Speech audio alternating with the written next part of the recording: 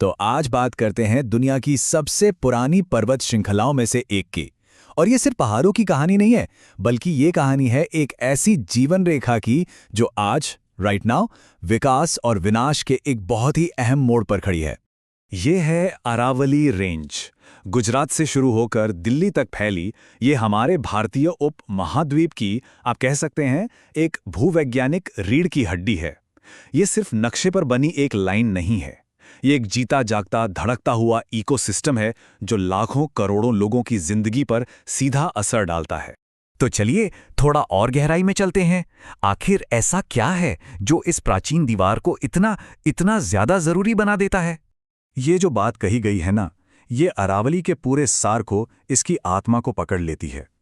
मतलब ये सिर्फ भूगोल का एक हिस्सा नहीं है। सोचिए, ये एक पहरेदार है, एक रक्षक जो हजारों सालों से बिल्कुल चुपचाप खड़ा है और थार के रेगिस्तान को आगे बढ़ने से रोके हुए हैं। अब देखिए, इसके साइज और इसकी अहमियत को समझने के लिए एक बात जानना बहुत जरूरी है कि अरावली जो है वो हिमालय से भी पुरानी है। हाँ, सही सुना आपने, ये दुनिया की सबसे पुरानी फोल्ड माउंटेन सिस्टम्स में से एक है। मतलब ये तब बनी थी जब पृथ्वी की टेक्टोनिक प्लेट्स अरबों साल पहले आपस में टकराई थीं। तो एक तरह से ये हमारी पृथ्वी के इतिहास की एक जीती जागती गवाह है। तो अब जो सबसे दिलचस्प बात है वो ये है कि ये प्राचीन दीवार सिर्फ एक ज्योग्राफिकल बाउंड्री नहीं है। देखते हैं कि ये कैसे पूरे के पूरे इलाके के लिए एक लाइफलाइन, एक जीवन रेखा का काम करती है। अरावली की पहली और सबसे जरूरी सुपर पावर वो है पानी। जरा सोचिए, ये एक बहुत बड़े स्पंज की तरह है। जब भी मानसून की बारिश होती है, ये उसे सोख लेती है और जमीन के नीचे के पानी को, यानी हमारे ग्राउंड वाटर को, रिचार्ज करती है। इस सेमी एरिड यानी अर्धशुष्क इलाके में ये लाखों लोगों के वाटर सिक्योरिटी का सबसे बड़ा आधार है। और बात सिर्फ पानी तक ही नहीं रुकती। अरावली एक तरह से क्लाइमेट रेगुलेटर भी है। ये एक दीवार की तरह खड़ी होकर थार के रेगिस्तान को पूरब की तरफ बढ़ने से रोकती है। यही नहीं, ये मॉनसून के पैटर्न पर भी असर डालती है और एक बहुत जरूरी ग्रीन जोन बनाती है जो तापमान को कंट्रोल में रखने में मदद करता है।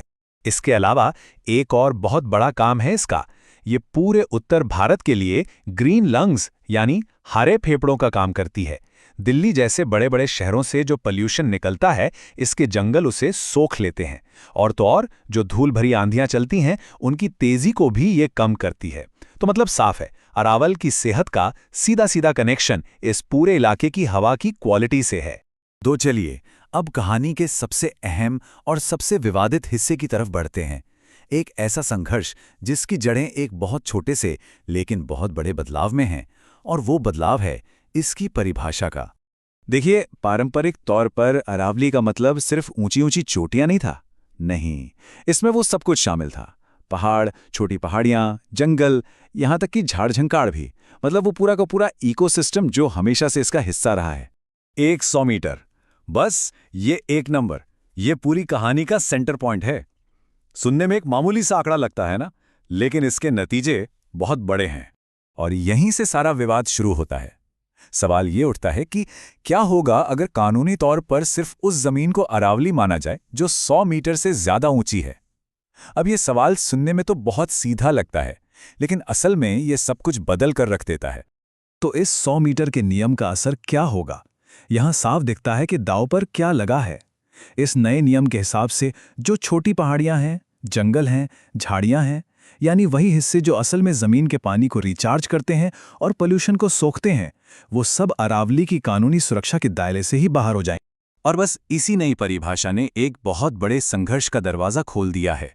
ये लड़ाई है माइनिंग और कंजर्वेशन के बीच, यानी आर्थिक विकास बनाम पर्यावरण संरक्षण। तो ये जो टकराव है, इसके दोनों पहलू हैं। एक तरफ हैं वो लोग जो माइनिंग के पक्ष में हैं।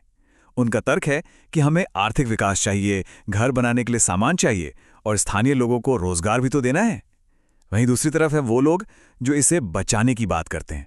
उनका कहना है कि हमें अपने भूजल की सुरक्षा, अपनी बायोडायवर्सिटी और साफ हवा को हर हाल में बचाना होगा। तो समझने वाली बात यह है कि ये कोई सीधा साधा मामला नहीं है। ऐसा नहीं है कि एक पक्ष सही है और दूसरा गलत।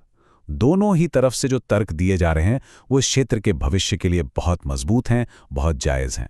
और यही बात इस फैसले को और भी ज़्यादा मुश्किल और ज़रूरी बना देती है।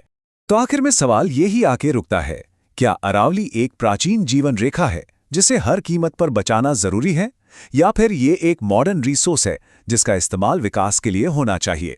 चुनाव जो भी हो, एक बात तय है, वो इस पूरे इलाके का भविष्य हमेशा हमेशा के लिए तय कर देगा।